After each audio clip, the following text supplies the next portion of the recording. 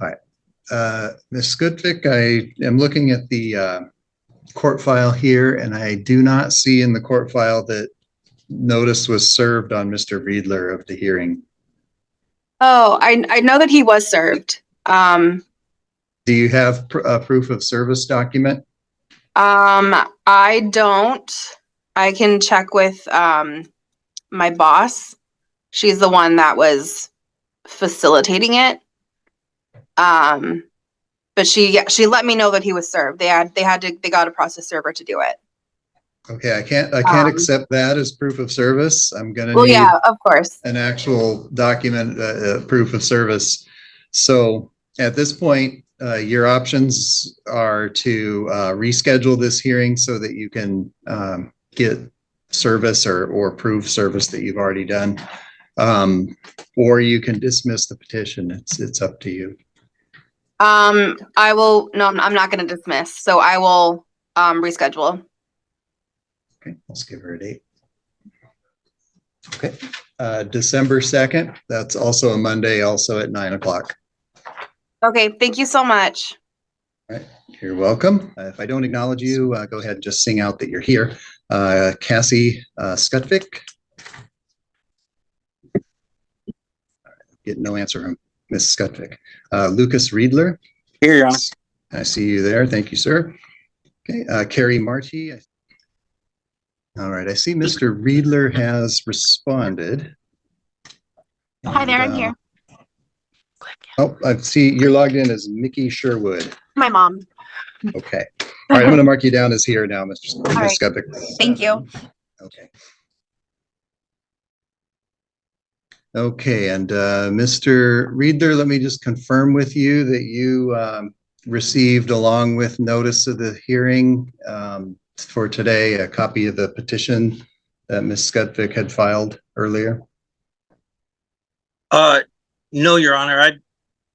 I had somebody had mentioned that this was going on, and I just assumed that this was going to be the place. So, but I haven't gotten any paperwork yet.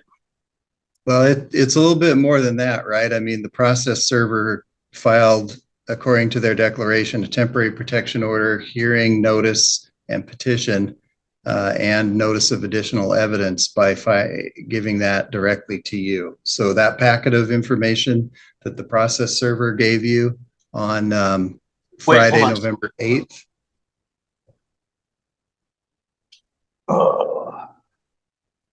I've gotten like 4 packets of stuff. So. Okay, so when you told me you didn't get any paperwork, tell me what you really meant. I don't know if I got the paperwork for this hearing. All my paperwork is sort of strung all over the place. I've been going through a really bad depression. So I have psychotic bipolar disorder, and I've been really stressed out for a variety of reasons. And for that, I was going to ask for a continuance for 2 weeks, assuming that everything would remain in place as it is now, so that I could get an attorney. I get my disability check tomorrow, so I was going to go this week and get an attorney. I'm not familiar with the local rules, and I've had problems. No, Mr. Riedler, you're court. doing it right. I mean, you're allowed to ask for a continuance to hire an attorney. That's probably a good reason to do that. Ms. Skutvik, if I were to continue this case so that he could get an attorney, I would extend the order that you currently have until the next hearing date, so you would still have the protection provisions of that order in place. So do you have any opinion on whether the continuance should be granted? Normally, those are 2 weeks long. I mean, I just want this to be over with. So, but I mean, if he needs it, I mean. Okay, I appreciate that. Now, normally, like I said, normally that would be a 2-week continuance, which on the calendar here would be December 16th. Is there any reason that doesn't work for either of you? Any reason it doesn't work for us? Okay. Is that an okay date for both of you? Yeah, sure. Let me just check something. Yeah, that should be fine. Okay. Same terms and conditions, no difference in the order as the temporary order that has already been issued and served.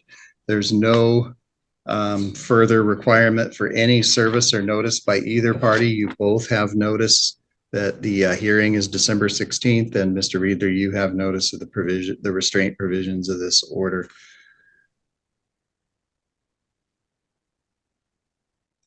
I see you logged in there. I got you. And Lucas Reedler. Can you hear me? Lucas Reedler. I'm not seeing him. I see the Lucas Reedler. Make another call for Lucas Reedler. There's no answer. All right, this is 24-387. All right, Ms. Stubbeck, can you turn on your microphone, please? Yes, I'm here. There we go. And I believe that Mr.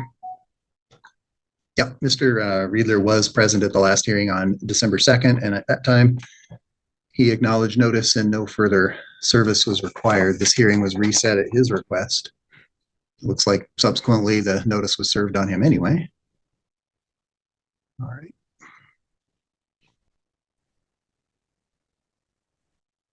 Okay, then, Ms. Skudvik, I'm going to extend for 1 year the temporary order that you were issued previously. Okay, thank you. You're welcome. All right, and then I see logged in under Kyle Burke. It looks like both Ms. Frisbee and Mr. Burke are there. Yeah. Is that right? That's correct. Okay. Okay, so this We is are also Ms. having a witness You on have a Zoom witness as well. with you? Okay. Yes, I believe she is in holding at the moment. Okay, so we'll get her admitted into the call.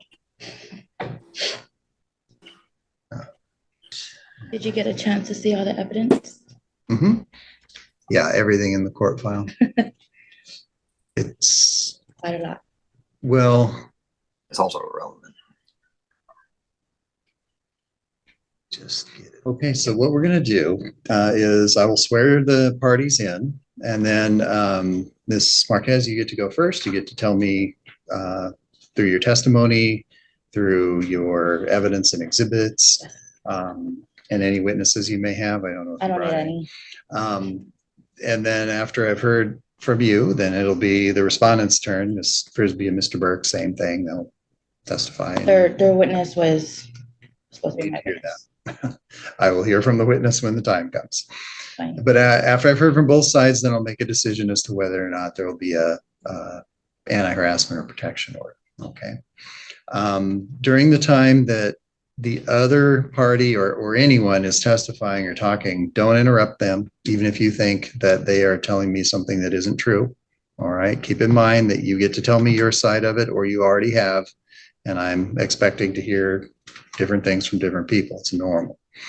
I may need to interrupt you to ask you questions to make sure I understand what you're telling me, and also to maybe redirect you towards making sure that we're staying focused on the things that are going to help me make a decision in your case.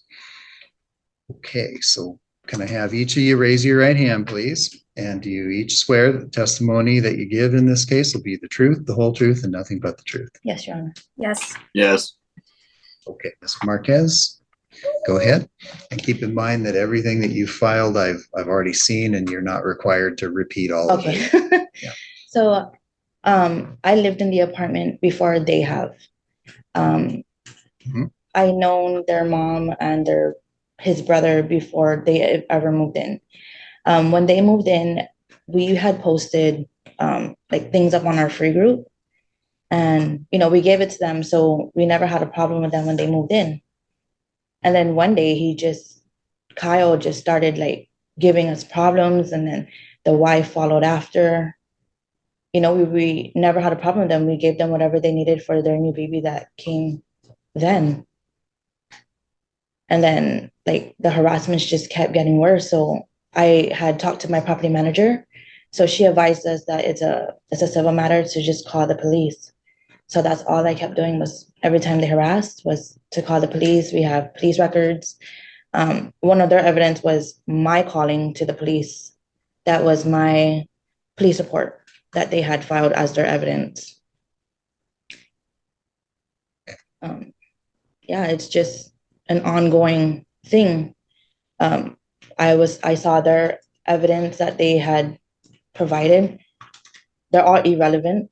I don't understand how me parking in my parking spot is an evidence as harassment. I mean, I'm in my parking spot. The neighbor is half into my parking spot. I don't understand how that's relevant to our harassment case. Which apartment complex are we talking about? Evergreen Vistas. That's right over here. Yes. He also provided like the parking permits. I've been there before him, and I have my parking permit papers that's my parking spot with my parking number How long have you lived there? since 2021. How long have they lived there? A year after, I think. So they've been there maybe around since 2022. Yeah. So something like you've that. been neighbors there for approximately maybe 2 years? Yeah. Okay.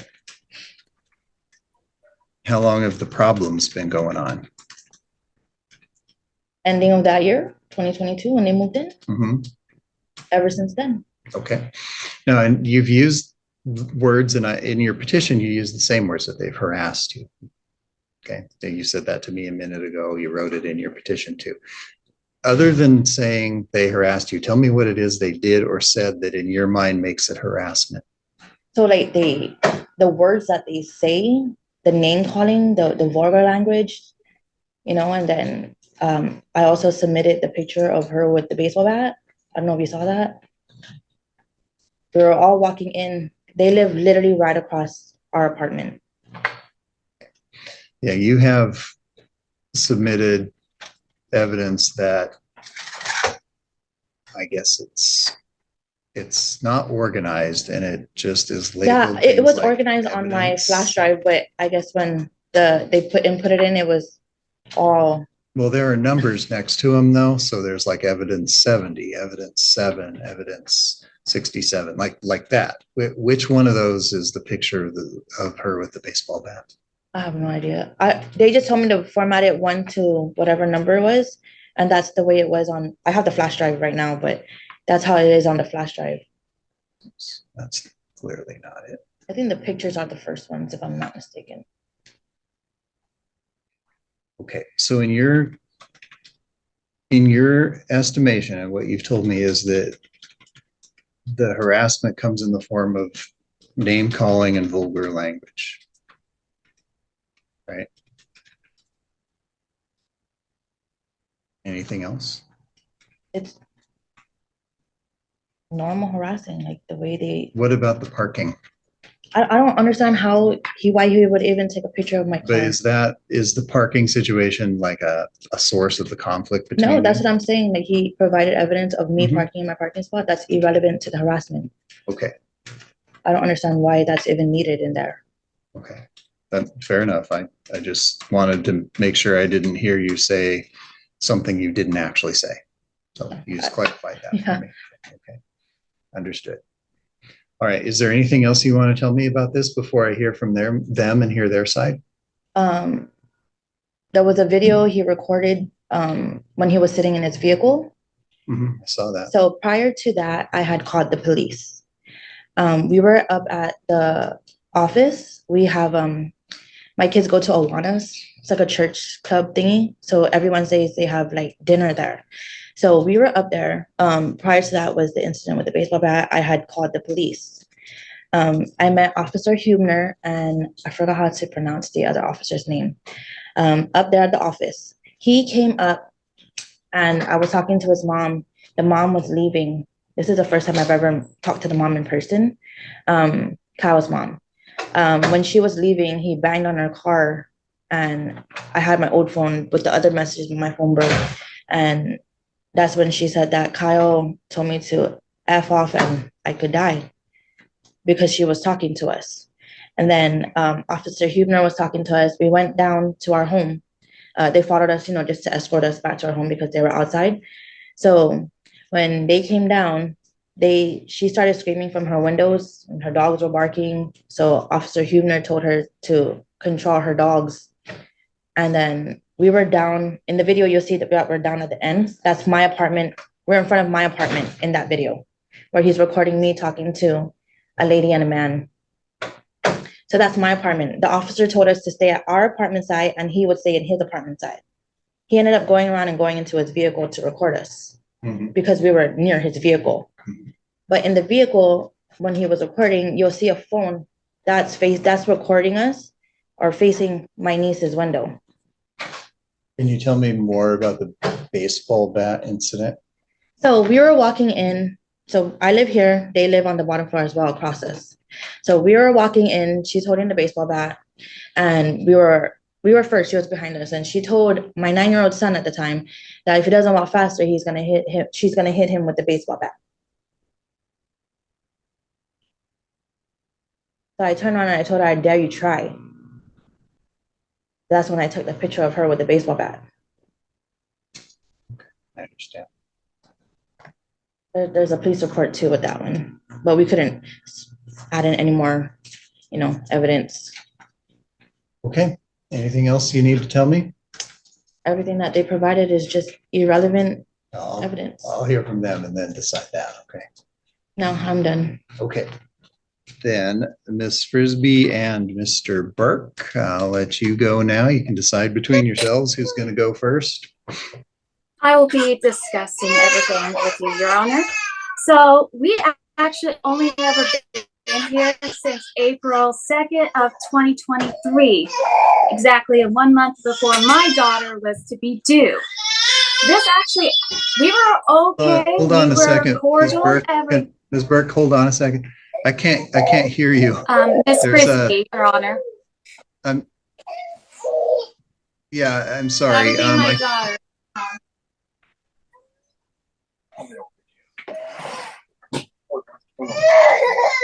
Give me one moment, please. Alrighty. Sorry about that. There we go. So her timeline is wrong. We've only been here since April 2nd of 2023. I was about 1 month before my due date with my daughter. Also, we were all cordial and everything. I don't know what happened. We really didn't talk to them much. We don't have their phone numbers. We don't have anything. We wave and all that. Then all of a sudden they start getting aggressive with us. And as you see with our evidence, they have withheld us from our own apartment. They withheld us from our vehicle. And I'm going to actually go back to the vehicle here in a minute. But everything kind of broke down a few months after we both had our daughters. And really, I'm tired of all the police calls she has made. The OPD report that we submitted was during a time my husband was in the hospital, and she all of a sudden calls saying that she's being harassed. If you read the police report, my husband was in the hospital the entire time this supposed harassment happened. She has made false calls several times for no reason. Also, on the date that we had the baseball bat was the day before or day after the one, is because I marked the dates on our evidence. Day of the baseball bat is the same day that her boyfriend at the time pulled a gun from the vehicle, as the picture stated, when I pulled in from picking up my daughter from her, I believe either the few days or a few weeks before Head Start ended. So I left and went back to my husband's work for the last few hours. So we were playing baseball with the dogs and all of that at his work, because his job's slow at times. That same day is with the baseball incident. Not anything with the Owanas or any of that. So, and yes, we did have the police come over, and we explained to them, my cart is full, and you can see in the picture, I'm walking into my apartment. They are nowhere near. I never even talked to their children. I had my 3-year-old daughter and my pretty much, I think about a couple of months, it was a year-old daughter. My cart's full. So where am I going to place it? So I'm walking into my apartment. So we explain this to the police. They tell us, okay, you guys are good. No problems. They leave. The incident she's talking about at the Holanas is the day before, June 12th. And no, he did not bang on his mother's car. He just wanted to talk to them because we were starting to slowly become in the contact with her. We were no contact with her due to potty training issues with my oldest. So just to show that it's not us harassing her, it is her harassing. But with the car incident, it shows that he's readjusting the camera is towards the sidewalk. We've had people slash our tires, and we had just recently had one of our radiator hoses and our hood jimmied and cut. So there are reasons why we had that camera up, and it was not pointed to their nieces or whoever it is his window. It's literally across the sidewalk that is against the buildings, but no windows are in view. That video is showing how disrespectful they are by not getting off of the vehicle. They were leaning and all of that. And with the parking thing, they legally have no parking spot. We are all assigned a parking spot, and you have to have a not concerned about the parking. Maybe I should hear from Mr. Burke. Sure thing. Yeah, Yes, Mr. Your Honor. Burke, what do you want to add to that? So from what I'm seeing from the text messages that I've read between her and my mother, all this actually seemed to get out of hand when I took my new job as a credit manager at Rent-A-Center, where I did not know at the time, were customers. I work all the way in Yale. I work a long ways away from here. And I've had to help other stores. But to me, all of this, them accusing us, I've looked at the evidence that they put in, Your Honor. They have a video of me walking my dog and texting my boss. Me sitting in my truck. How am I harassing anybody when I'm usually at work from like 6 in the morning till 7 at night? I'm gone. I'm only got 2 days off a week, and I'm usually not even home on those days off. And you told me at the beginning that you have somebody else here as a witness who you want to testify for you. Yes, my mother. She actually has a we put in her statement too. She actually wrote a statement. And that's, am I going to find that in the file? It should be in the evidence, yes. It's under Tammy's statement. Oh, okay. It is Tammy the person you're talking about? Yes, sir. Okay. Yes, I do have that. Is Tammy there with you? She's actually on Zoom in the holding area. Did you let somebody in named Tammy?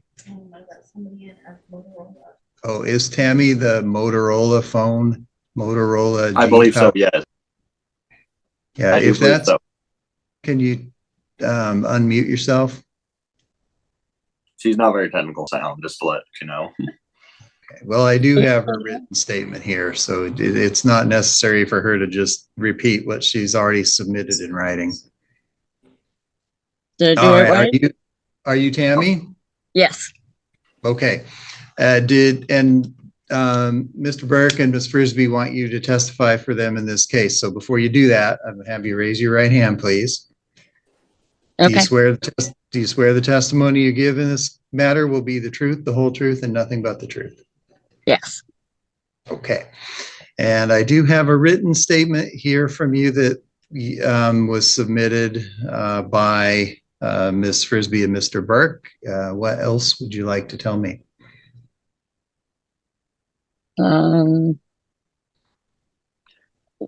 My son and I were having a lot of problems. Some people were saying things to upset me, but everything's fine now. And they are, Renee and Kyle are always fighting. She's threatening him all the time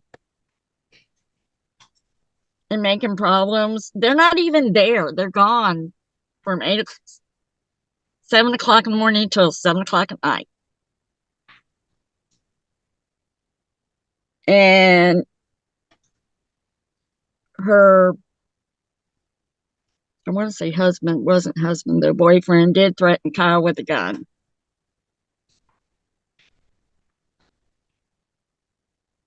Are you still there? That's somebody you're sorry. talking about called, you said in your statement, that's somebody called Brandon who did that? Yes, sir. Okay, yeah, I At the see time, that. that was the guy that was living there with her. Okay. All right. Anything else?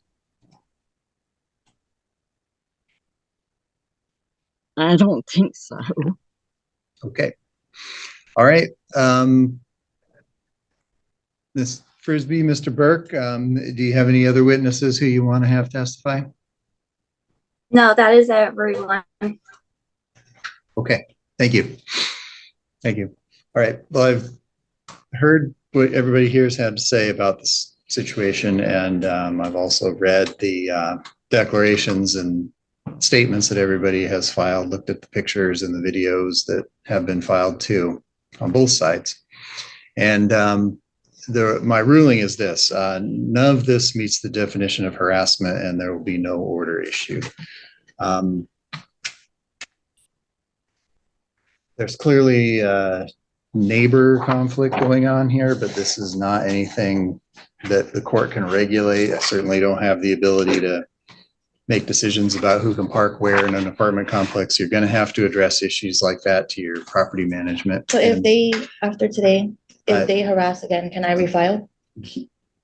I'm not going to be able to give you any legal advice about when you could or should file a case like that. Right. So I do not find by a preponderance of the evidence that any harassment has occurred. Are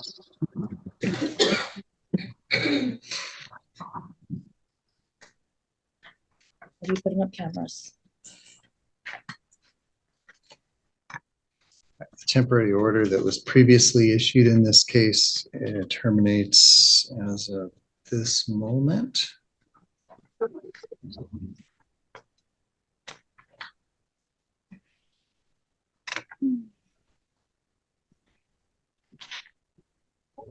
All right, and I've issued a written order to this effect. The court clerk will file this and it'll be available to all the parties in the court file.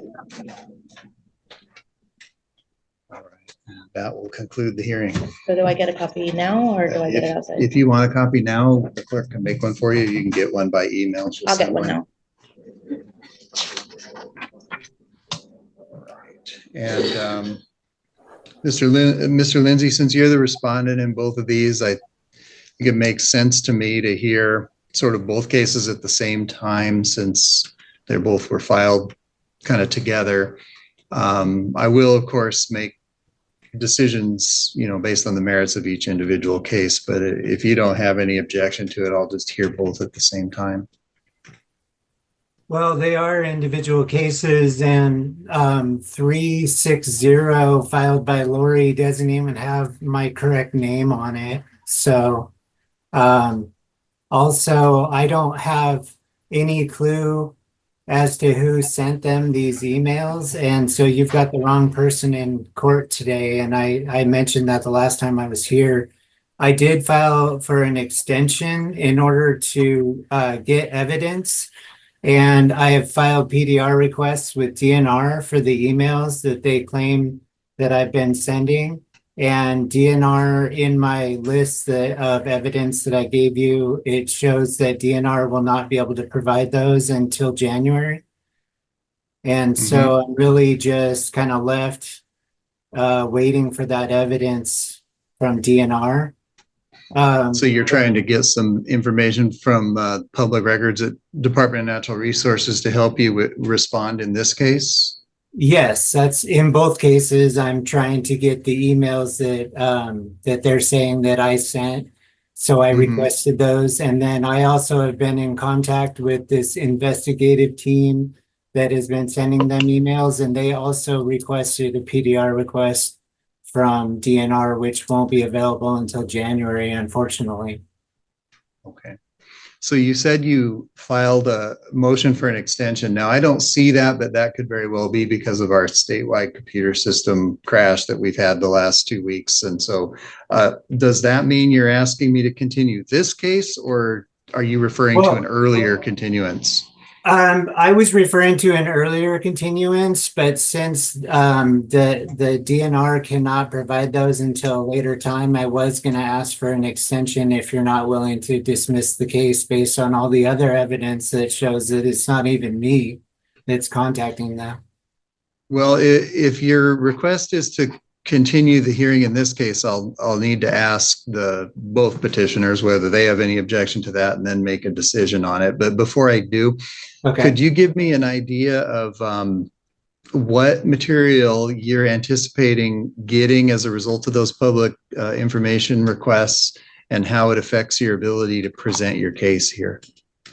Okay, so on line 19, I believe, and of my table of contents, it shows exactly what I requested for the PDR requests, which are the emails that basically I'm trying to get my hands on the same evidence that they're trying to say that they have. In all fairness, to have the same evidence in my possession, because what they submitted was just a communication log that has keywords and, you know, stuff that they want you to hear in it, but I'd rather actually have the evidence in front of me so that I can present my case. All right.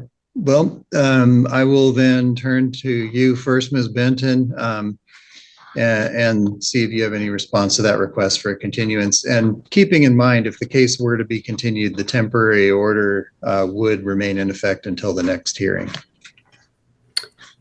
Thank you, Your Honor. I do have issues with this being continued because in my original petition that I filed on October 14th, it contains all of the emails that Mr. Lindsay is asking for in his public disclosure request, because that public disclosure request was sent to me at DNR, and I had to provide all of these emails, and it's the same exact emails I provided in this case. So he does have that information, Your Honor. And Ms. McGinley, what's your position on the request to continue? I would agree. In my petition, there are copies of all of the emails that are in question. And when I submitted the petition, there's several of them that are logged in that communication log as well. Yes. So the information is there. Those emails are out there in the case documents. I did see a number of emails in the pleadings that were filed. And I mean, as far as I can tell, without having any additional context or any additional testimony about them, they don't seem to cause any concern. And I don't know, Mr. Lindsay, are you thinking you're going to get something different from what they're describing as the emails they've already submitted? Well, I believe that this team has been in contact with DNR and has sent many emails to them. And so to say that all of the emails that have been sent are in their evidence is just kind of guessing. I would like to see the bigger picture, and I would like to see what all has been sent. I would also like to say that since I've been in contact with this team, and you can see in my evidence of my emails back and forth with them, that they have, because of this court case, they have ceased all communication with Lori and Michelle.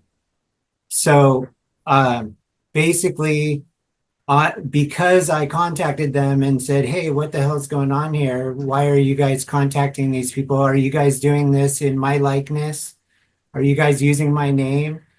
They said that they would stop all emails. So my guess is they don't have any more emails, and that this has all come to a stop to begin with. And what I'm saying is that I can't be responsible for another team who's sending emails to these ladies based on PDR requests that I made public. Okay. I made So in hundreds my, of I PDR guess, requests public. let me just kind of take one step back from the issue of a continuance and getting, any additional emails. Okay. Emails from the Department of Natural Resources or requests for public records, from anyone, it doesn't really matter who. Generally speaking, none of that kind of thing is going to be harassment or is even going to be particularly informative on the issue of harassment.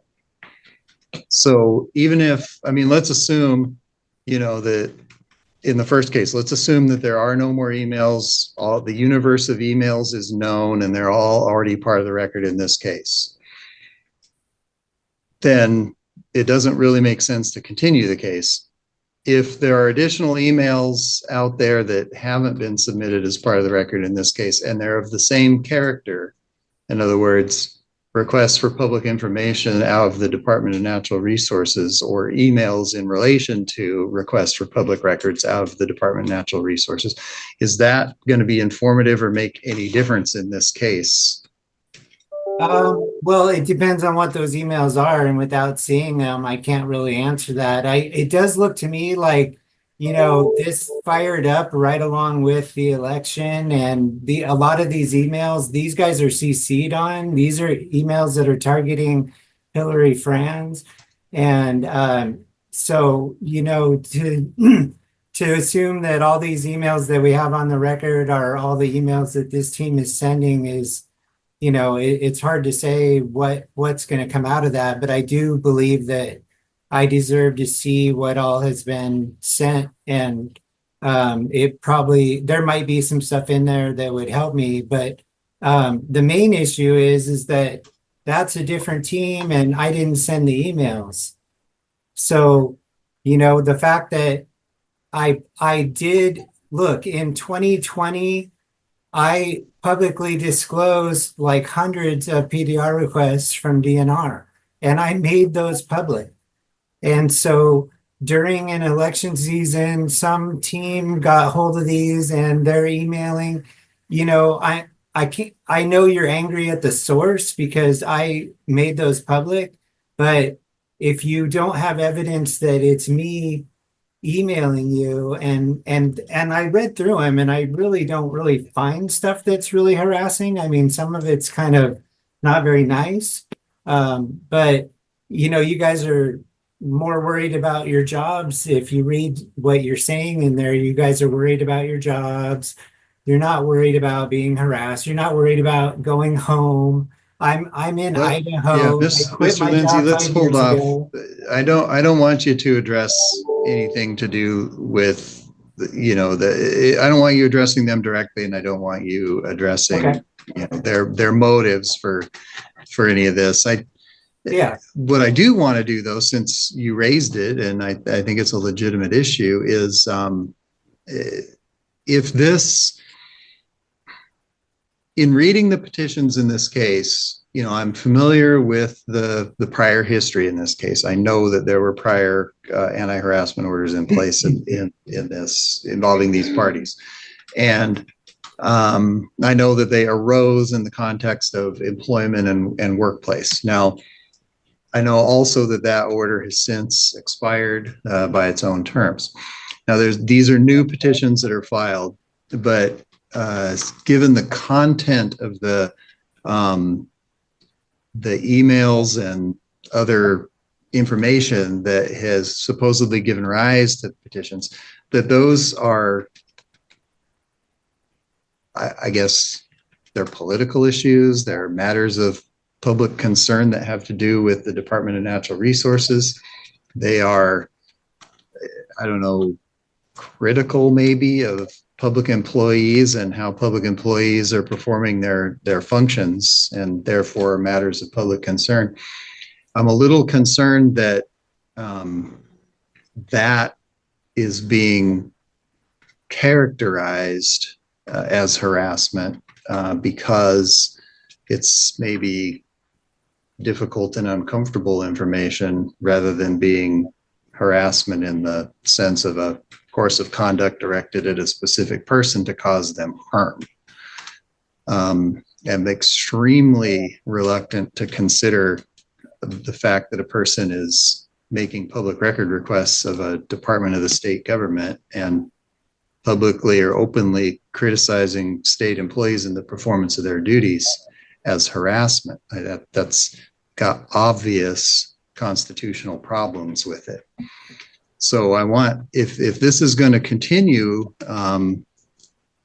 I want to hear from the petitioners the basis for their claim that Mr. Lindsay is harassing them sort of separately from the notion that he's potentially making a lot of public record requests and heaping scorn and criticism on public employees or elected officials.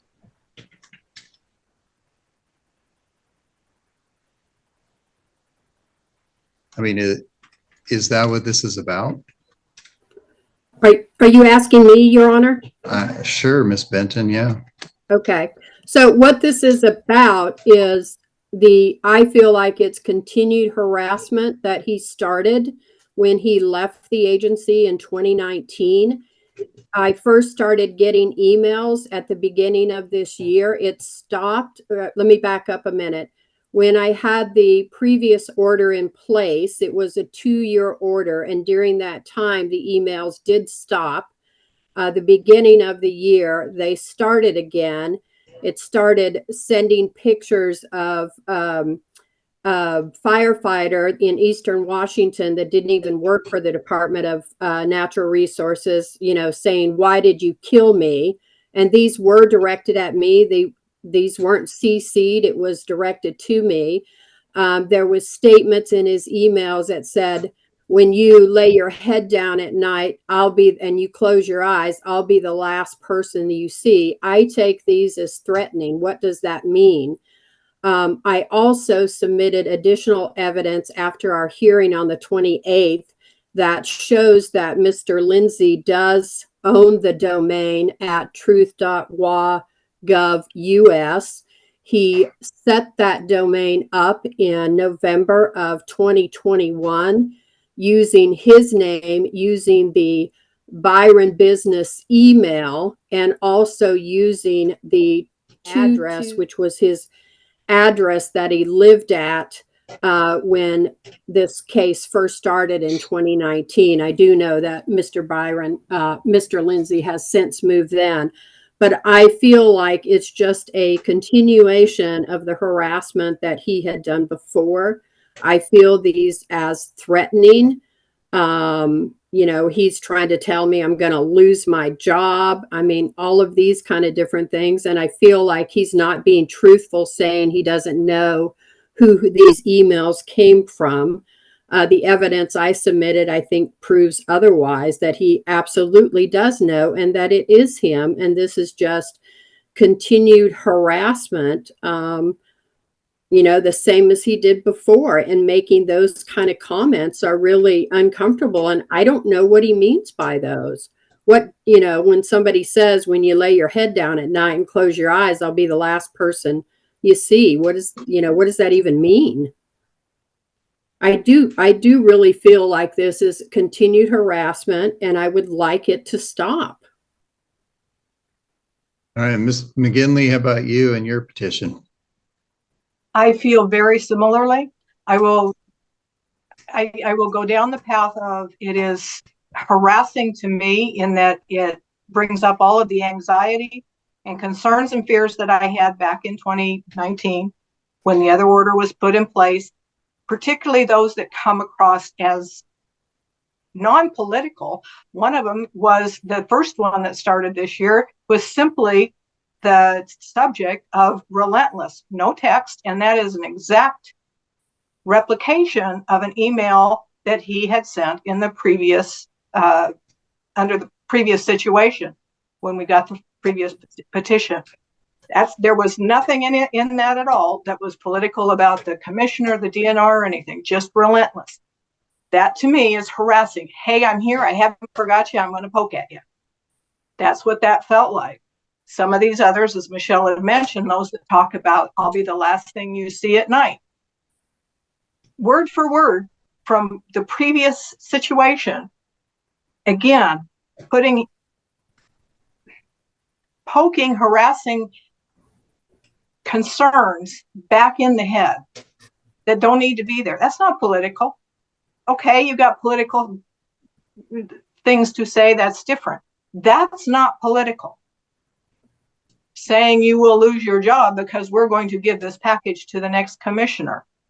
That's not political in my point of view.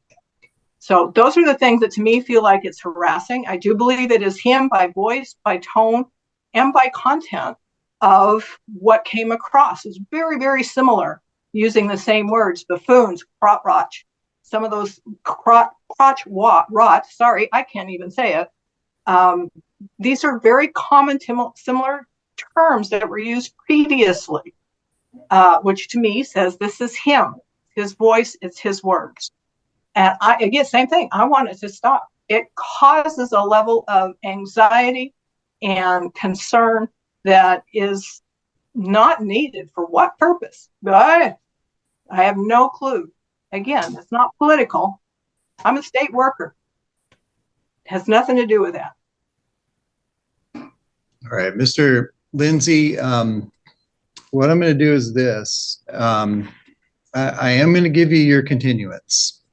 I'm going to take you at your word that you're going to get some additional information from the public request system, public disclosure request system that might affect your response to the petitions that have been filed against you. We're going to pick a date for that here in a minute. And then during the time between now and then, the temporary order will be extended in each case until that date. So Ms. McGinley, Ms. Benton, there should still not be any kind of contact between now and then. I'm doing this for a couple reasons. One is I want Mr. Lindsay to be able to adequately respond to these petitions. And if there is information out there that he doesn't have direct access to except through the public request system, then we're going to recognize that that might take a little bit of extra time and effort. In doing this, though, I'm also mindful, and this will be a factor at the final hearing in this case, that the First Amendment issues and comments on matters of public importance are, generally speaking, not going to be considered harassment. So the context that's unique to this particular case and the history between these parties may make what would in other contexts seem like political talk actually be harassment. I get that. I hear what the petitioners are telling me in that regard, but I do want you to know that we have to be, from this end, have to be extremely careful and mindful about those protections. So let's get a date. And Mr. Lindsay, give me a time frame that you think is realistic here.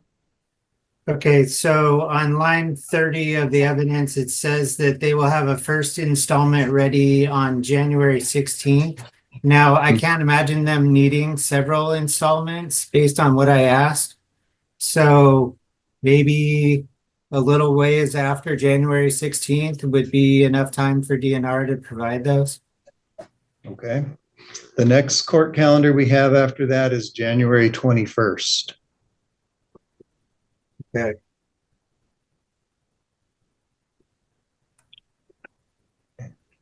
Okay. Yeah. And I guess if they only give me one installment, I could get hold of you right away. All right. And no further service of notice is going to be required. All parties are present in court and have notice of the court date. Good morning, Your Honor. Good morning. Mr. Lindsay has not appeared. He was served, but I had the same concerns that Judge Wool had, which is I didn't see anything in your recent filings that indicate that Mr. Lindsay was directly contacting two of you. He just resurfaced with his negative comments about people, government, so on and so forth. And I know Judge Wool had said the only way he felt that an order was appropriate is if you came back in and indicated that Mr. Lindsay had directly reached out and threatened either one of you individually. So I'll start with Ms. Benton. Has Mr. Lindsay directly reached out to you? When you say directly, he has sent emails directly to me. Yes. Since when? When's the last email? The last email we got, I believe, was in October before this order was filed. Okay, so October of 2024. Yes, sir. What did the email say? I'd have to go back to that particular one. I don't have it right in front of me, but the gist of his emails were similar to what he did back in 2019 and 2020 when I got my first order against him. There were comments in these emails that he sent to me in 2024, a comment that he made that says, when you close your eyes at night, I will be the last person you see. He has made comments about trying to threaten my job in terms of sending things to the new commissioner that was going to be come in. He's also claiming that he is not the one that's sending these, but I have submitted what I believe is evidence to show that he does own that domain called truthlaw.gov. Yeah. So I saw that you submitted evidence that you believe indicates, in fact, he's the one making these comments, and those comments do seem very similar to ones he made back in 2020 or whenever the year was that he was making those. So, yeah, yes, sir. That. And he also, you know, accusing me of having something to do with the death of a firefighter, which I'm an IT person. Right. And that firefighter did not even work for the Department of Natural Resources. Okay. Since October, you've not received any direct communication from Mr. Lindsay? No, sir. That's when the temporary order was put in place. And when the order is put in place, he does stop communicating. Okay. All right. And Ms. McGinley, for you? Correct. Very similar, because we were CC'd on most of these. There's an additional document that I got posted this morning that talks about why I believe that this is, without his name blazoned on it in the email, it's him. He owns, he manages, he's the technical person responsible for that domain. And that domain, wagov.us, is where this truth account is associated with. As owner, manager, technical manager of that domain, I think there's some responsibility there. I will say that that's one of the reasons. But the other reason I feel that it's him is the voice and the content. When you're familiar with the cadence of a person's comments, tones, word choices, you begin to see that pattern. And as Michelle mentioned, from 2019 to 2020, that same pattern is showing up in these emails where he's using the very same words, buffoon, bozo, clown, rags, etc., and using them in a way to disparage us, to call into question our ability as managers. But so there was some political content around that he would post along with it, that having to do with the commissioner taking down the commissioner because of our ineptitude, if you will, was paraphrasing what he was saying.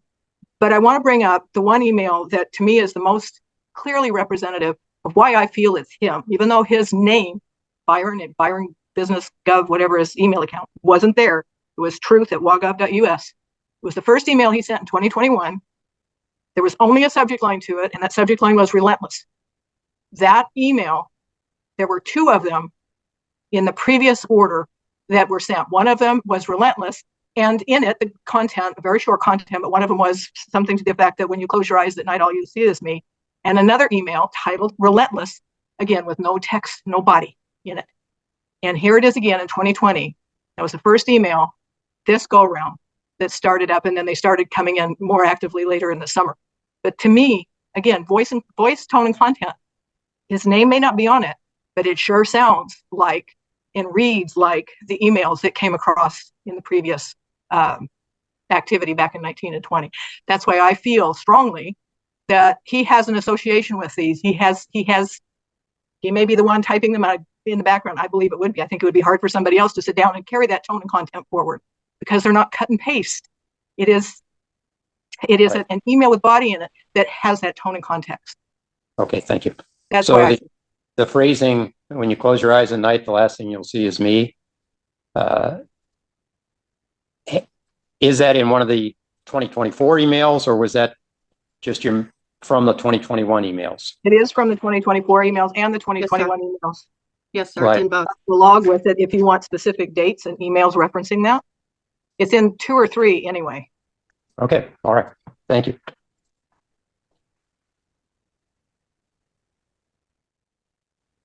How many people were included on the address lines of those emails?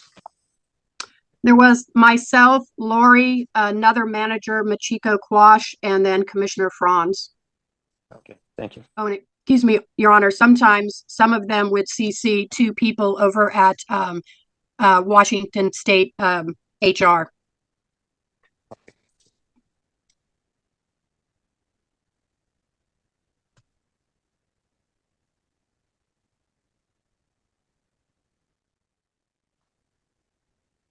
Here's Mr. Lindsay was present at the last hearing, I guess, remotely. Is that right? Right. Yes, Your Honor. Okay, and Judge will continue it, I believe, at Mr. Lindsay's request. Okay, thank you.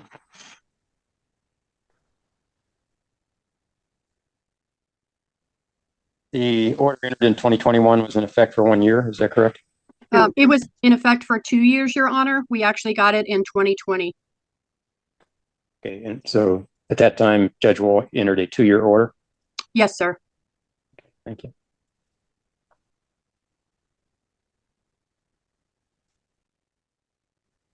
Based on the fact that Mr. Lindsay had previously been ordered not to have contact with the 2 of you, and that he, at the expiration of that order, has renewed his contact with the 2 of you, and included in his direct contact to the 2 of you the phraseology that it'll be the last thing you see before you sleep at night, which I believe is an implied threat. I am going to find a basis for entering the protection order in these matters. I will find that Mr. Lindsay is in fact the author of those emails. And based on the fact that he restarted this communication after previously having been restrained by the court, I will double the period for which these orders are in effect. So they will be in effect for 4 years. So that will take us through January 21st of 2029 for both Ms. Benton and Ms. McGinley. At that point, if you wish to have them renewed, you may make application like you have this time. Copies will be in effect. Thank you, Your Honor. You're welcome. Copies of the order will be in your file in the civil office at District Court if you wish to access them. And I will indicate we do not need to serve, or you do not need to serve Mr. Lindsay further, since I've entered the protection order under the same terms as the temporary order. Okay. All right. Thank you, Your Honor. Thanks for the work you do. Thank you. Thank you. I have 3 petitions here, 24-390, 391, and 392. Okay, and you folks are? I'm Catherine. You're Miss Catherine Dyer, and you are? Julie Barta. Julie Barta, okay. And you can just pick one of those tables. Okay, and then Robert Dyer is on video. He was, Your Honor. He had to go back to work. He was Oh. sitting in his work truck. If you would like him to come back on, he's willing to do that. We were going to plan to request to combine our petitions since he's my husband. Okay, that certainly makes sense. So 90 and 91 would be Robert and Kathleen Dyer. Yep. Okay, we can consolidate them. I was actually kind of surprised to see that they were 2 different petitions. Okay, and then Mr. Smith, I see you are also on video. Yes, Your Honor. All right, good morning. Okay, and then I got Miss Redford Hall on, who I haven't seen in a long time. Are you going to represent Miss Barta? No, Your Honor. I was asked to be a witness to something that occurred in the Grace Harbor Court. Okay, all right, I understand. Okay, I've got to get to the electronic file in your case, so just bear with me a second. And Your Honor, can you just clarify that no one's accompanying Timothy Smith sort of off camera? Yeah, I guess we'll find out. Yeah, Mr. Smith, do you have anybody there with you who is going to be part of this case, is going to testify or appear in this case? My dad, Brian Smith, is here, but everything that he was present for the most part is in the sworn statement. Okay, is he just there as a support person for you then? Yes, Your Honor. Okay, all right. Okay, then I'm gonna, just like the other cases you may have seen earlier this morning, what I'll do is I'll swear everybody in, and then the petitioners will go first and present to me any testimony. You can refer to any exhibits that have already been filed by either side. And if you have any witnesses who you want to have testify, you can do that too. Then it'll be Mr. Smith's turn, and he'll get to do the same thing after I've heard from both parties, all parties in this case. Then I'll make a decision about whether an order will continue beyond today. I believe there's temporary orders issued in each case. Okay, makes sense? All right, can I have each of you raise your right hand, please? Do you each swear that the testimony that you give in this matter will be the truth, the whole truth, and nothing but the truth? I do. Okay, very good. Sure. All right. Ms. Dyer, why don't you start off?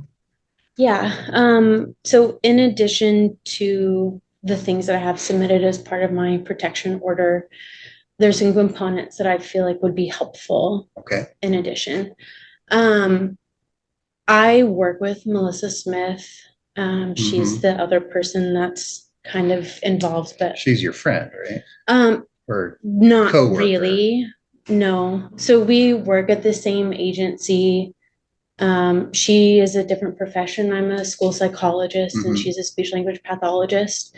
And we've never been assigned to overlapping schools. So generally how it works is we get assigned to small districts to provide support. And sometimes you'll operate in as a team. So all of the student supports for special education. And so there tends to be quite a few of us, like there's 13 psychologists and 20-ish SLPs. So in my course of a couple of years, I've never actually worked with Melissa other than seeing her on like emails. She took over when I went on maternity leave, that type of thing. My intention in helping her in this situation and why these protection orders came about is because I didn't know her. I don't know Timothy. They've never been to our house. We've spent time together outside of work once at a social function that was designed for a group of new mothers, since there's been several of us that had children in the last calendar year. But even during that time, I had limited interaction with Melissa. Part of my decision to support Melissa in leaving Timothy was because I wanted to make sure she had a place that she felt safe, that her daughter Emily could be cared for, because I stay home. I work 2 days a week, part-time, mostly virtual, and I have an in-house nanny that helps me with some of my work hours. So I wanted to make sure that she knew that Emily was safe, she was cared for, all of those comforts during a time that has a lot of just upheaval in life. And so that's kind of how we got to this point. I think the only thing in addition to what has been submitted with me working with her is Timothy's admittance that he stalked our home to find Melissa and Emily and call the police for a well check. I have that here if you would like a copy. I have a section for you if you want that. I'm not sure if it got submitted. Is that a police report or what? It is not. This is what Timothy submitted to the court as evidence during his filings for other proceedings, but there's just a small section of it that shows that he admitted to finding our residence, driving to our home, and staying outside of it. Okay, understood. I think it looks familiar because it's a respondent exhibit. Okay, yeah, I'm sure it is. Yeah. I just wanted, it's on. I was looking for it in your exhibits, but yeah, no, I see it in his. I summarized it as part of that as evidence, but I didn't submit it as part of it. So if you've read through it, then you already know. I'm seeking the protection order because I have felt extremely uncomfortable in my own home as part of all of this, just trying to support someone that was going through a rough time. And it's now incurred a tremendous amount of stress on my family and myself. And I don't feel safe knowing that he knows where we live. that he feels so freely to come to our home and kind of do whatever he pleases, even against the advice of officers and attorneys, to not attempt to locate Melissa and leave her. And given my other experiences with him, the inconsistency with the way that he reports things and the way that he talks about things that have happened also gives me anxiety that he'll find a way to misconstrue things or maybe not tell the entirety of what's happened. And that's what's in addition to my petition to the court. Sparta? I think working in schools, it becomes very easy for us to call people friends because we all say, "Hey, friend," to our students. I work at the same agency as Melissa, and the first year that I've known Melissa 2 years. The first year that I knew her, we worked at the same school and were pregnant during the same time. But we haven't ever gone out to eat together or, done birthdays or anything like that. So sort of similar to Kate's experience, just have this connection through motherhood, but mine was a little bit more because our babies were about 6 weeks apart. I dropped off food several times to them out in Monty because there's not a lot of restaurant options.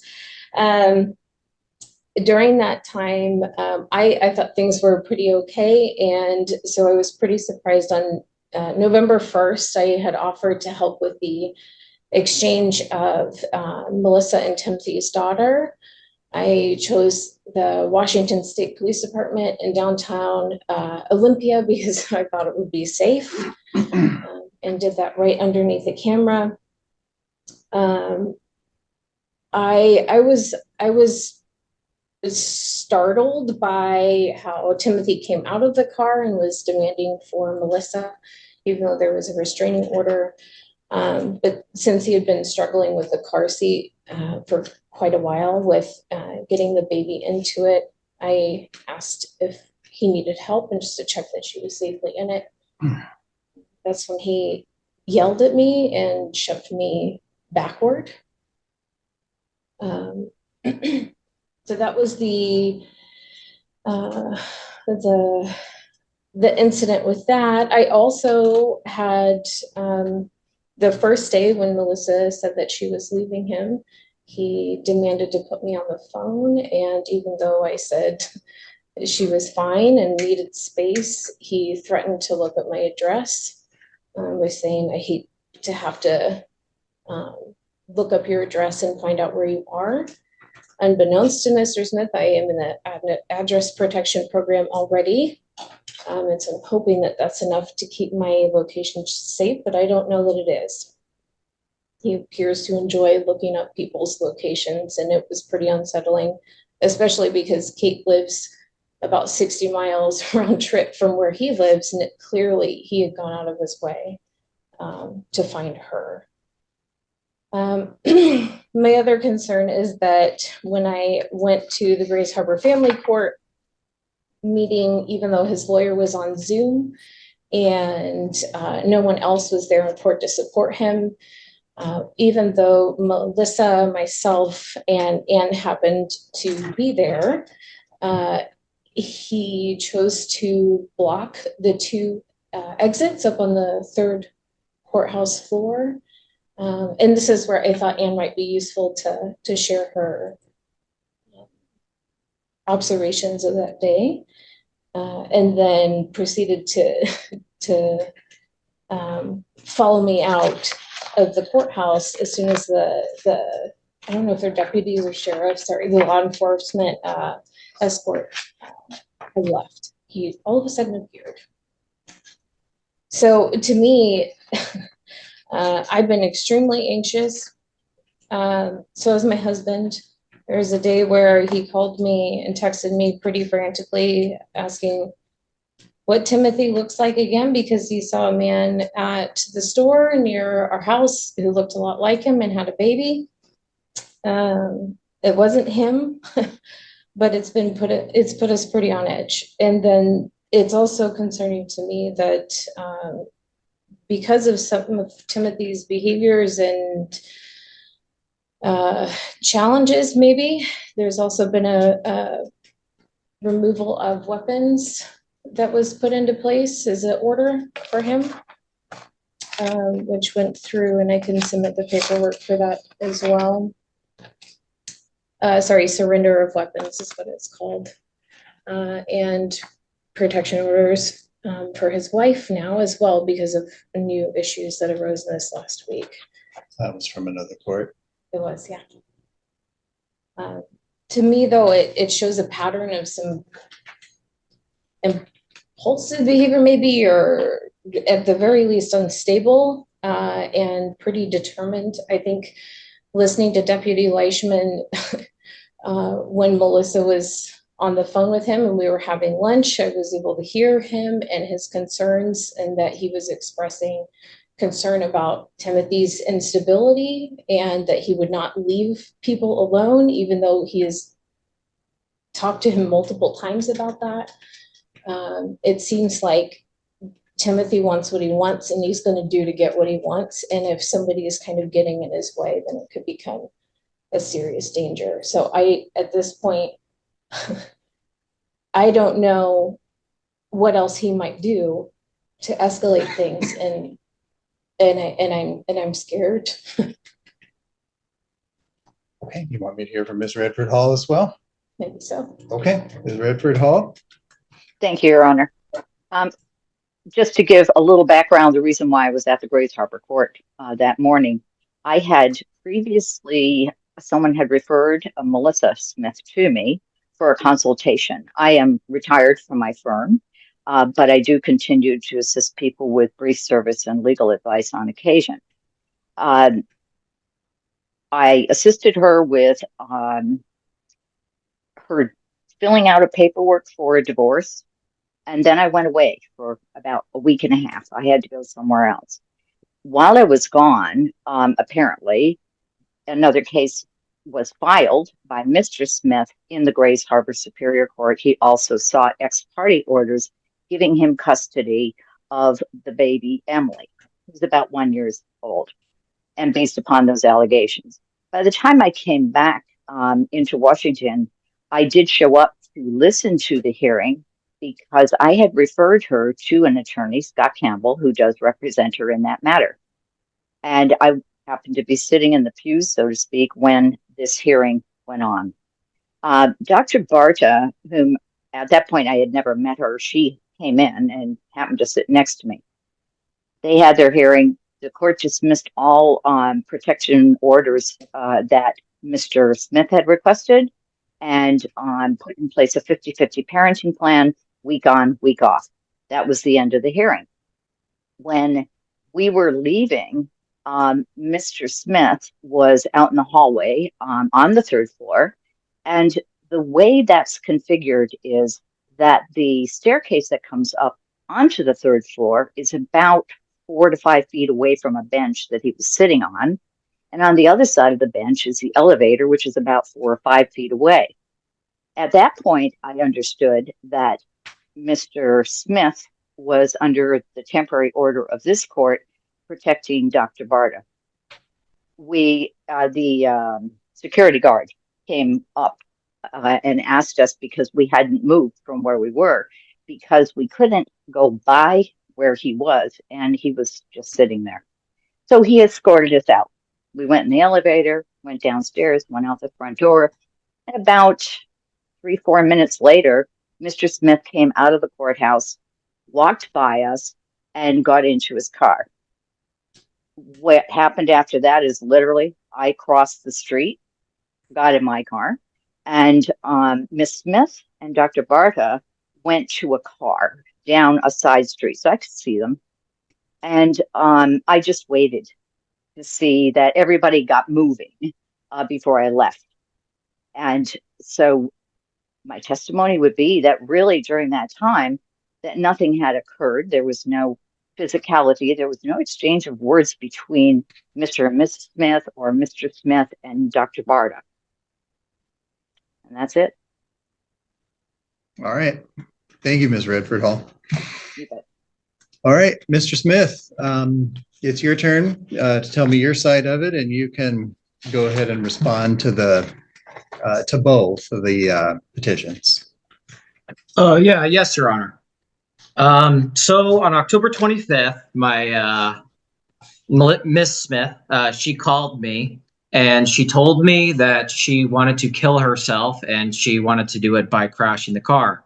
She took our daughter, which I am referring to as EAS, and we spoke for a little while. And I believe after our conversation, I heard the door close to her car, but I might be mistaken.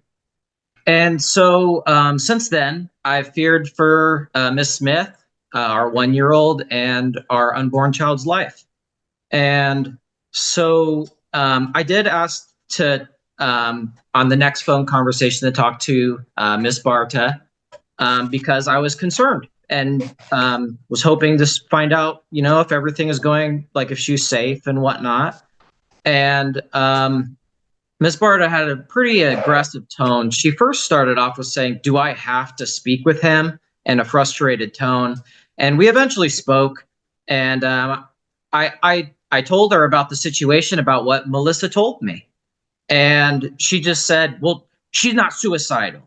And I told her that in my Army profession, I worked with people that have dealt with suicidal ideations, sexual assault, and I do memorial ceremonies and stuff.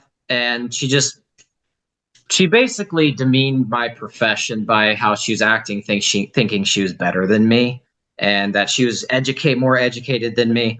And I proceeded to ask, I didn't demand, I asked if I would be able to get her address because I was concerned.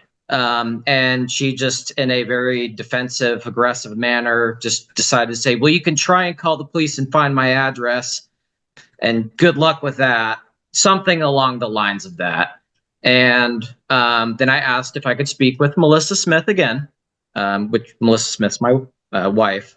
And she just said that Melissa needs her space, and she hung up on me. Throughout this whole process, I've tried to de-escalate situations and be non-confrontational.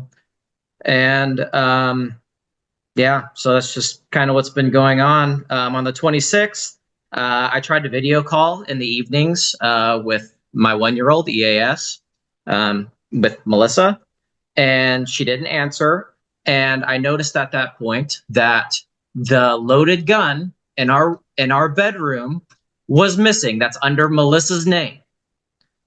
And so I was very concerned, especially with this recent suicidal ideation. And she's had a past history. And this is why I called on the all police calls that my wife has a prior history of suicidal ideations, even before we met, and domestic violence. And, I was concerned for all of their lives. And so I was able, Melissa sent a while ago, so Emily, EAS's her first birthday invitations. So I guessed that she might be at her friend's house. So I ended up with that, the address was there because it was Emily's first birthday invitations, and I just proceeded to go over there. And I parked a ways away, like way down the street, all the way around the corner, more towards the Chevron station. And I saw our car, and I immediately called the police. And I told them everything I just said, and they said they could do a wellness check. That was the best that they could do, and then I went home. On October 30th, I called the Thurston County Sheriff's Office, and I told them the same thing, just that I was concerned for their lives, wife's recent suicidal ideation. And they said the secretary said to call back in a week. And then when we spoke to our lawyer, or when I spoke to my lawyer, she said that, hey, it would be best to just go over to the Thurston County office and in person, and then see what we can do. and ask for sheriff's assistance, and they might be able to assist you, because I had that restraining order against Miss Smith. So when I went over there, they gave me the 24-hour dispatch number, and I ended up talking to Officer Warnock, and he was very helpful, and he wanted to see the order. And so we met at that Chevron gas station. We met in kind of like a neutral place, and he proceeded to read the order, and he was going to serve that. But then I asked, well, what's the process with, afterwards, because in this order it says I'm supposed to get my daughter. And he was like, let me figure that out. And then so I think he talked to the civil sheriff. He might have mentioned that. And so then he said, well, hey, I got the process going, but he won't be able to serve that order, but he got it going quite a bit faster. Well, okay, then after that, we just went home. And on the 31st, I went to the clerk's office here at the Grays Harbor County Courthouse, and I ran into Miss Smith going down the stairs, and she probably was not aware of that restraining order, and she proceeded to try and talk to me, and she said, hey, I parked in front of you, and I didn't respond to her. I just walked down the stairs. Then at that point, the civil sheriff called me, and he said, hey, I tried to serve Miss Smith the order. And I told him, I said, because he said that she wasn't there. And I said, oh, well, I just ran into her at the courthouse. And so then he's like, well, he paused. And then he said, okay, well, I'll call back in an hour. And then he said she still wasn't there when we talked later. And all I did was I asked the civil sheriff, because he's like, well, I don't know where she is. I said, well, sir, did you want my dad to call her to find out where she is for you? And he responded by saying, that would not be a good idea and look good on your part. And so I said, okay, yes, sir. And that was it. That was literally it for that conversation. And I never had any more contact with Deputy Leishman. And then I found out that next day she got served. And then I got a text. I got a text saying that my wife would comply to the restraining order. And then the November 1st incident happened. I'm not sure, Your Honor, do you have the police reports and the pictures I took from the surveillance footage? I've got several photographs that look like they're from surveillance footage. And then as far as police reports, I have OPD statement forms that were submitted. Yeah, in a case number with an Olympia case number on it. Yes, Your Honor. That was from my dad and I. We did police reports, sworn statements, and that is the truth. Exactly what happened. And so in the first, I don't know if do you want me to keep going over my declarations, Your Honor, or would you like me to go over the pictures? It's excuse me. It's entirely up to you. Okay. So we're on the November 1st incident. And so on the first picture, that is Miss Barta. She looks like, and she's in kind of a frustrated type of posture while I'm getting Emily into the car seat. And then I presume that is Catherine Ann Dyer and her husband, Robert Dyer. Page 2 is the picture on the surveillance footage where I said she bumped into me. Page 3, or it says page 2, I'm sorry. It shows Miss Barta trying to open the door to my car. That is the where EAS is. And that says page 3. That's where I am closing the door and telling her, step back. That is literally all I said to her or anybody was step back. And then page 4, this is where I did multiple screenshots showing this where she's trying to peek into the window. And then page 5, And then it shows, you know, page 6, it's all just no shove, just her just walking away. And during that, I mean, I first got a, on November 4th, I got a call from police investigator, Officer Heggie, and he asked me about what happened on November 1st. And I told them, I said, I took very detailed notes of what happened. And he asked if I could do a sworn statement. And I said, yeah, sure. And then me and my dad both did sworn statements. Yeah. So then there's the November 6th incident. And what happened was we had the hearing that I was required to be at. And yeah, I've never really been to a court date or anything. So after I was, you know, I sat and I was just waiting to hear back from my lawyer since she was on Zoom. And I eventually get in contact with her. That's why I was waiting around on the bench. And then she said, oh, no, you don't need to stay for anything. Because I didn't know if I needed to do paperwork at the courthouse or not. I wasn't sure about the issues. I just wanted to make sure everything was good to go.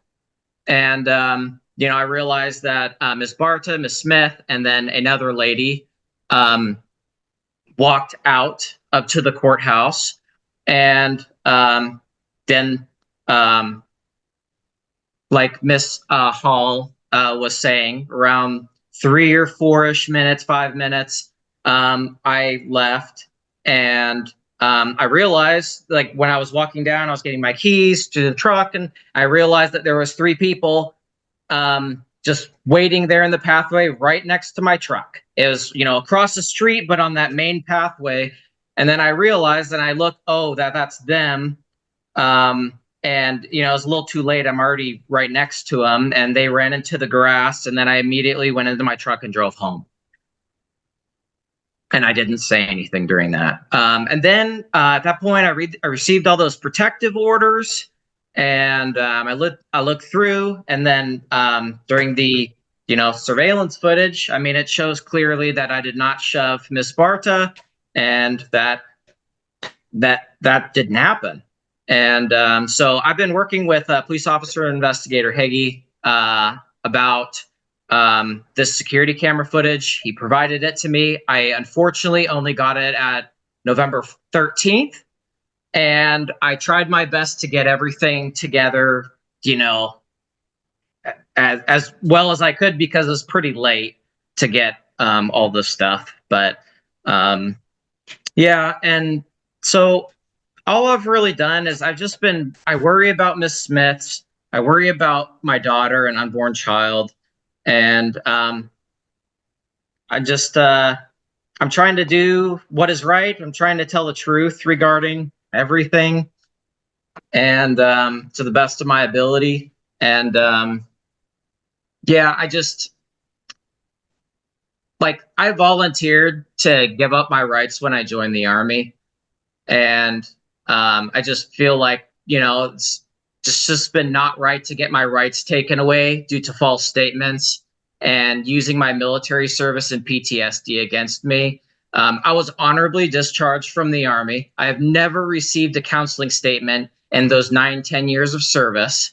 And these false statements have been used to manipulate the judge regarding the divorce case. They both put those in their statements regarding the divorce case. And an officer recently broke into my house where I'm living at because Miss Smith had a family court order that I was not properly served. So I didn't know what to do. I was trying to contact my lawyer, and he ended up breaking into the house. So I don't even feel safe at my house anymore because I never got anything signed off by a judge regarding her getting her stuff. And then she made a recent restraining order, like Ms. Barta was saying, and she said this: I have never seen him bring himself to obvious physical violence, and I have never been more scared of him in my life. That is regarding the November 1st incident. And she said that's regarding that alleged assault that didn't happen. And they also allege that I'm not taking my medication. I have a long history, even while active duty, of changing meds, switching meds, upping meds. and it's all there, and I will provide it soon. But I just got the stuff through the VA, and I have through active duty that I've been on medication. I've been taking it. And yeah, and so like even with the duloxetine and fluoxetine, because they allege that I'm not on it. Well, I'm the one that's taking the medication. I don't know how people I don't know or my wife who's at work or whatever is like saying, "Oh, you're not taking medication." I have been taking my medication all these years. And so Melissa says she said in her statements, this is all due. The only alleged thing was that assault that did not take place.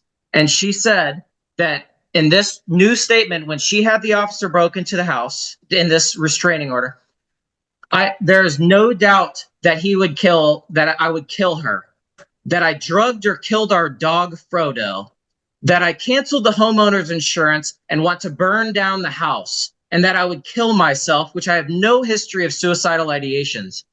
My wife, I am not a psychiatrist or whatnot, but I mean, those are serious concerns that I have that she is making up in her head, and all alleged due to me shoving Miss Barta. And all this makes me not feel safe in my house. And Melissa took our daughter away for the second time, and she has our dog Frodo now. And this is all due to this temporary order that they put in, that obviously there's clear surveillance footage that didn't happen. So that's all I have, Your Honor. All right. Thank you, Mr. Smith. Okay, now having heard the testimony from all the parties, also from Ms. Redford Hall, reviewing the submitted declarations and exhibits.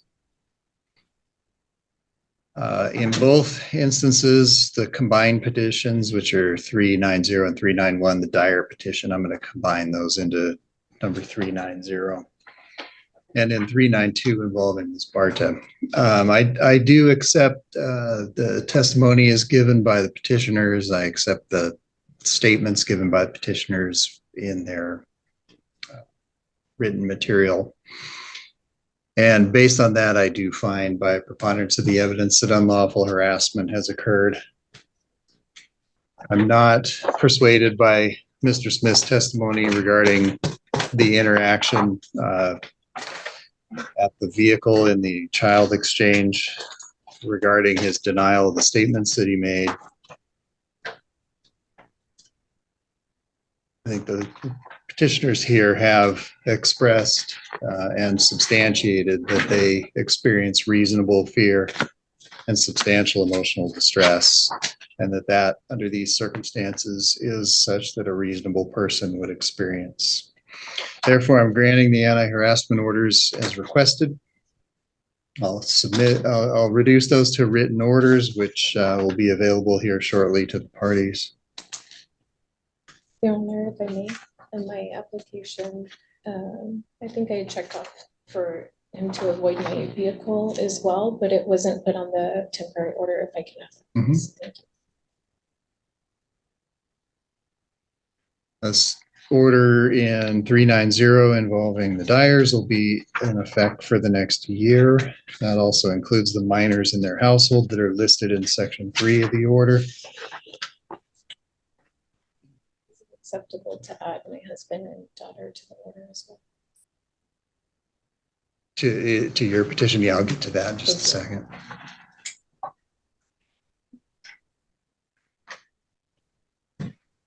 The restraint provision does include your vehicle. All right, I've written the orders consistently with the ruling that I just made, and those are being filed right now by the court clerk, and they'll be available to the parties.